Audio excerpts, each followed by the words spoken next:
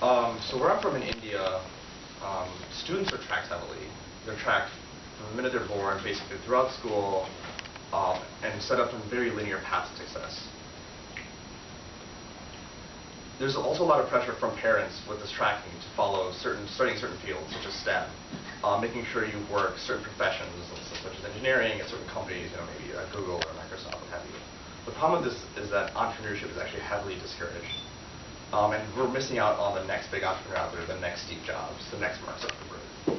Just because a large pool of these students just don't have that luxury of failure. So our solution to this problem is a startup that we call CRED. And our concept is very simple. We are creating a credential for the process of innovation, the process of entrepreneurship. So we give young people that luxury of risk, that luxury of being able to try and fail. We already credential academic and technical training. We credential the Peace Corps. We credential Teach for America.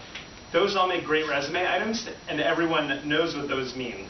But right now, we don't have a credential for trying out a startup, for being entrepreneurial, for failing and learning and trying something again. Most entrepreneurship programs focus on finding the one startup out of every 10 that's going to take off. For the remaining 9, there's not a whole lot in it for them.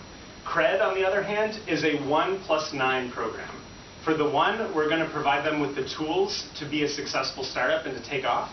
And for the 9, we're going to provide them with the experience of making something, with the tools to translate that into their resume and their career. And they will become a pipeline of innovators that our companies so desperately need.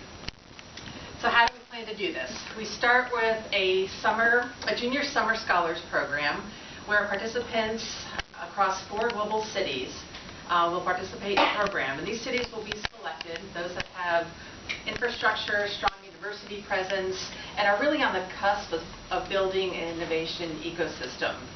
And these students will participate over that summer program and have access to a face-to-face and virtual network where they can access expertise, resources to develop their pitches.